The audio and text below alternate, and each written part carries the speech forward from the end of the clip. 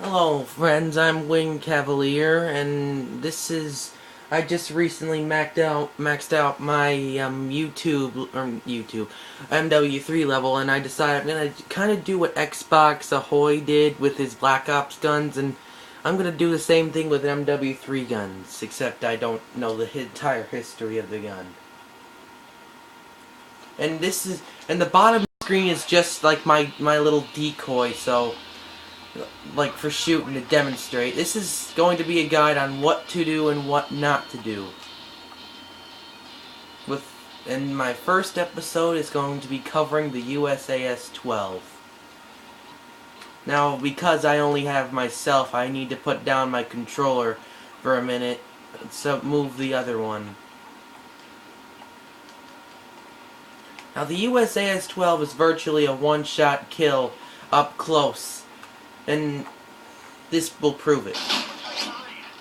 It's a one-shot kill up close, but the problem, it's a very slow fire rate. So if there were two people around, then you couldn't get more than one kill out of that deal. That's why it's the lowest rated shotgun in the game. It's really not a good shotgun to have, and it's extremely poor from far distance. Now, you just watch that kill him in one hit. Now watch what happens when you're trying. This is what you should do if you have the USAS12 and you see an opponent there and you're trying to advance. Now this is how it's gonna look. You're gonna be looking out the window with the USAS12. Your opponent's gonna be coming down the lane. Maybe, I don't know, shooting at a foe, just pretending. What you're gonna be inclined to do is, that will not kill, but watch what it does. It lets them know you're there, so that they can make it easy killing. I'm gonna get my top screen back to that position and show you what you should. That was what you do not do with the USAS12.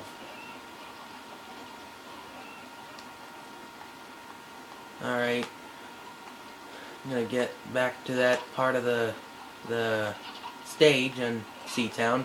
Now, I know this is not as good as Xbox Ahoy's video, but I'm doing the best I can here. I'm not as well armed as Xbox. Anyway, let's go back to that situation now. Now I'm gonna reenact that again. I'm shooting at an enemy. What you should do, jump down, just scare the crap out of them. That will always work. Now, I'm using an M4A1 because that has about equality to the assault on the bottom screen. I'm using that because on the bottom screen that has about as much quality as to the assault rifles as the USAS12 does to the shotguns. Now, something that I'm going to now do, what USAS12s are useful for, which is close distance. Now my bottom screen is coming around to go down to the pool, the part with the fountain and the chickens. Now, the USAS12 would be real good if, like, oh, there's my foe right there, and he's like running along, just like, I don't know, aiming at a person. Boom, you die. All right, now what it is bad for is going the other way. If to effectively use the USAS12, you must know where your opponent is, or you must be aiming down your sights at all times, which makes you go extremely slow, and I do not advise that. Now, this is what could happen. Let's say the bottom screen knows where the top screen is. Then that kind of thing could happen. I hate the chickens.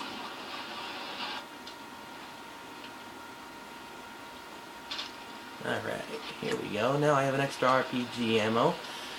Alright, the RPG is versus the USAS12. It's really not, you're not going to win that fight. So you want to make sure your opponent is there, and well, I'm sorry, I said that wrong. You want to make sure you know where your opponent is, and the USAS12's worst enemy is the sniper. If you'd like, hang on a minute. I will show you how to combat the sniper with the USAS12. Now, I just killed myself, and now My character has the Barrett 50 cal on the bottom, which is a pretty pathetic sniper, but it's a sniper. So, if you have a USAS12 and you believe you know where your opponent is, I'll just go there because that's a popular sniping area in the game. This is what you should not do if you have the USA. I'm gonna go find my other self. This is what you should absolutely not do. You should never try to combat the sniper like that, unless you can hit him in the head like this. Then you can certainly get the kill, but that will never ever happen because they won't just stand there. So this is what that is basically what you don't do. But I did a pretty bad job of explaining that. I'm gonna do a better job here. This is a situation where you know for sure where your opponent is, but you can't get any closer. You're trying to get closer in on your opponent. You're looking for your opponent. This is what you should never go or like shooting at your opponent's front in hopes of headshot. You sneak up on them like that. That would be what you would do if you were ever in that situation. How you should never deal with a sniper is the first thing, except unless you can get yourself a headshot. And really that's all you need to know. A good attachment for the USAS12 is the FMG9. See, you're probably not going to have a better machine pistol at the level you're using the USAS12 because not many people out there deploy the USAS12 in their usage. I will now show you how to combat, say, I don't know, a heavier machine gunnery, such as the FAD.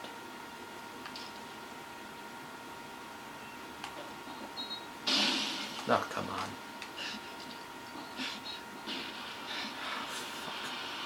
Alright, then I guess I'll change teams then.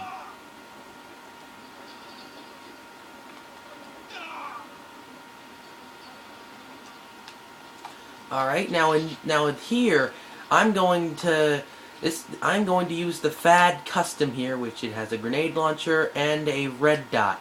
Now that is like poison for a USAS12, but there is a way to defeat the FAD. Not just with your machine pistol either. I'm going to go. Oh, what the hell? Oh, my stupid controller. Yep. Now you're coming here. I'm gonna do this in slow motion for you. Like you're with the FAD. Let's say you're camping out. This is what you don't do if you have the USAS12. I'm gonna do this in slow motion.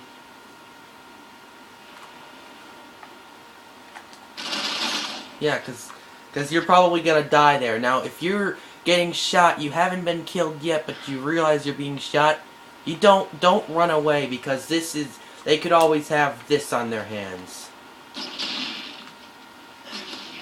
That can always happen. Alright, I'll use that, but I don't really give a crap. Now, what you would do with the USAS12, if you think that you have spotted a camper, that it's not the worst thing to retrace your steps, but then you must come back with a decent strategy to beat them this time. Now I'm going to do this in slow motion. You know there's a camper there. He's blown both of his grenade launchers, and he has found out that you are there. He throws a grenade. That does not do anything, but this now reveals where you are. You must do... There you go. That is what you must do. And it will work. And then feel free to pick up the guy's weapon, you know, which in this case is a FAD. Now, the much tougher part about having USAS12 is having people with, like, the Model 1887. This is... The Model 1887 is like death on the USAS12. You catch someone using a Model 1887, don't even bother with your USAS12. There is simply no way to be a competent person with a model using a USAS12. Alright, the Model 1887 up close is a one-shot death. Just showing an example.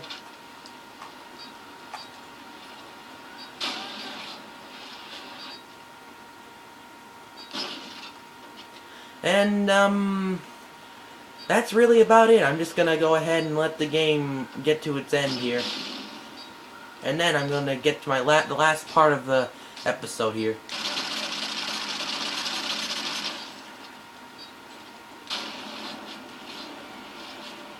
Mission accomplished. Good work.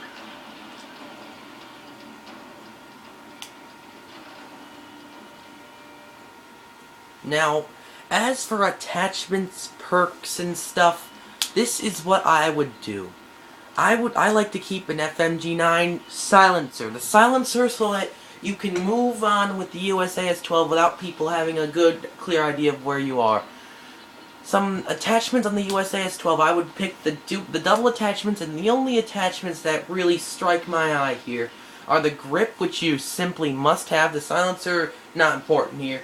And the red dot sight, so that you're not looking down the stupid, useless iron sights. It really doesn't matter which one you pick. And, the reticle and the, what's the word I'm looking for? Oh yeah, the color, for the lethal grenade, you're not going to have anything past the throwing knife unlocked, so you should always pick the Semtex over the frag. There's virtually no point in taking the frag over the Semtex. With the tactical grenade, you're not going to have the portable radar. You're probably going to have the scrambler, the concussion grenade, and the flash grenade. I would advise that you take the scrambler. That way, if the person calls in you want to be as less known as you possibly can without taking the suppressor on the USAS12. You want the scrambler. If somebody puts down a UAV, you can simply put down the scrambler wherever you are deciding, and you can camp there until the UAV is gone. For the first perk, you always need sleight of hand. That way you don't get caught. You can reload quickly, and you don't have to get caught reloading whenever you're in a gunfight. For perk number 2, you're probably gonna have quick draw and blast shield. You would want to take quick draw so you can strike as quickly as possible with a slow gun. And then for perk number 3, you want to move as fast as you can aiming so that you can strike quickly as possible, and you can move and not have to worry about claymores and bouncing betties going off right in your face as quickly. And as for the strike pack, I would want to support the UAV so you know where your targets are, making it easier to take out snipers. You want the ballistic vest, so if you don't know where someone is, you're not dead instantly, and you can help your teammates. And you want the recon drone, so you know where the opponent is at all times. And the death streak, you have juiced and revenge. Really, you should take revenge, because then it shows you where the last enemy was, and you want to know as much about where your enemy is as possible. I'm Wing Cavalier, and that is my guide on the USAS-12.